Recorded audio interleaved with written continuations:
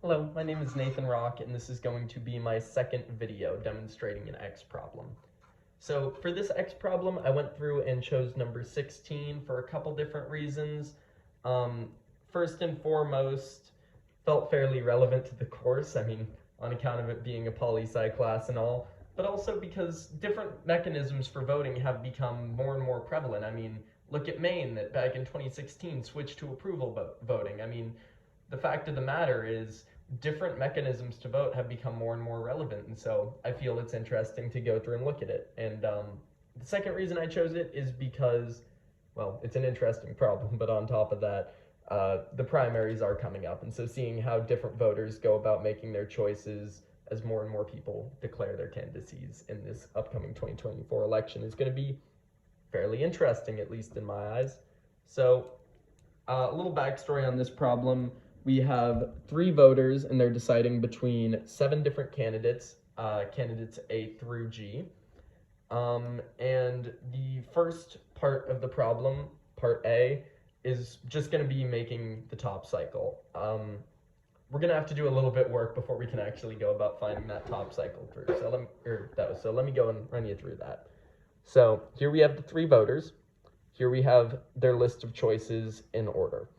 And what we want to do before making any of our cycles down here is we want to figure out, on a one-on-one, which candidates would beat other candidates. Because it's going to be different for each candidate. They all have a little list. I use a greater than symbol to indicate, okay, in this case, candidate A beat candidate D.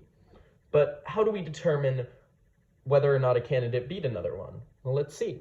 In this voter pool, we have a total of 3 voters, not a lot, and their list of preferences. So if they were to go up one-on-one against each other, A and D, we can see from voter 1 that A is ranked second choice, whereas D is ranked 6th. So A is going to win for voter 1. They would sooner vote for candidate A rather than candidate D. For voter 2, we have candidate A at 5th, while candidate D is at 6th, but all that matters is that candidate A is ranked above D, and then voter 3 ranked D fairly highly at 4th and A at 7th. That being said, we're doing by majority, so the particular rankings doesn't matter as much. It's more whether or not you're over someone, and given that A was ranked higher than D 2 out of 3 times, A is going to be D. I went through and did that for each separate candidate to see who won which. A couple standouts are going to be, E beating F, F beating A, but the most important ones that are going to come into our top cycle later are going to be B, C, and G. And you're probably wondering, well, why is that? Okay, well, that's going to be because the only candidate that beats out candidate B is going to be candidate G. The only candidate that beats out candidate C is going to be candidate B. The only candidate beating out candidate G is candidate C. We'll get a little more into that later. But we can actually go about making our cycle based off of these rankings now, determined by who won. So let's start down here. What do these boxes, what do these circles mean? Well, let's start with the arrows. So if you have an arrow pointing from one candidate to another, it means that that candidate has beaten that other candidate, or at least has the capacity to beat that other candidate. Let's take A for an example, right? A was beaten by D, we'd established that earlier, and so this arrow from D to A indicates in a runoff between the two, A would win. That's why we also have an arrow pointing from A to E, because A also beats E. That being said, nothing else. F beats A, E beats F, so on and so forth. Now, why are there 2 separate circles? Well, it's an interesting question, but in effect, these letters down here, these are all letters that would lose to either B, C, or G. That also means that either B, C, or G could beat any of those letters. So we have to have a combination where all these letters will work and beat each other out, but at the end of the day, they're going to be beat out by these 3. And this B, C, and G, those are actually going to make up that top cycle that I was talking about earlier that we're looking for in part A. Now, why is that? It just means these are candidates that can beat out pretty much everyone else, and it's going to be our front runners, basically, in layman's terms. As I mentioned earlier, C is going to beat out G, B is going to beat out C. and G is going to beat out B. And so we can't necessarily make a definitive claim about who the winner of the top circle is going to be, and that's why they are all grouped together and why they comprise the top circle. If candidate C beat everyone, we would have a different top circle up here where it would just be candidate C, but that's not the case. There is a roundabout way in which all of these candidates can beat another, and that is why they are comprised in the same circle. Same with this one down here. All right, now on to part B. So we were asked for each candidate in the top cycle to write down an agenda, which is basically a sequence of majority rule votes that makes the candidate win. And we can do that pretty easy. We've got all the components we need to already written out here. Go ahead and flip that.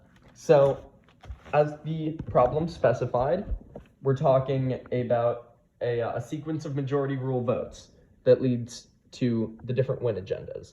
And the only, I guess, what am I looking for here?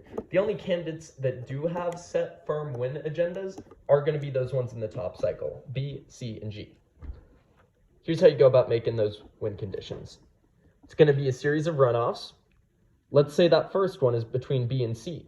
Well, we established on the previous page that B beat out C. And so immediately we're going to go to B. That's the win agenda. If you want to take that way up down the line, say people didn't vote for B, they will because B beats out C. Say it's between C and G, well, that's not going to happen because C beats out G, G beats out F, F beats out A beats out D, and D beats out E, and so on and so forth. And as for these second win agendas, the C and the G win agendas, these are going to be very similar to the B win agenda we found up top. In fact, you're going to notice I had it a little off, which is why they're written such bold, but these last four letters in the sequence are all going to be F, A, D, and E. And that's the case because, as we've established, they're in their own cycle. To move on to those earlier three, we're working solely within the top cycle. And the win agendas are just the order in which it would take in a runoff for this candidate C to win. So in this instance, we've got C against G. Well, we've established in a runoff, C beats G. As such, this is the C win agenda. Then we have G, G beats B, and then off to our FADE.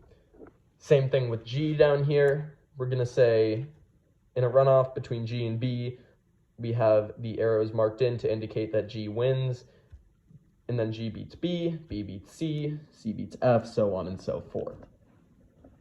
Now, on to the next part of the problem. It's changed up a little bit. We're going to say that the voters use the board account system. It's a little bit why I was talking about approval voting earlier.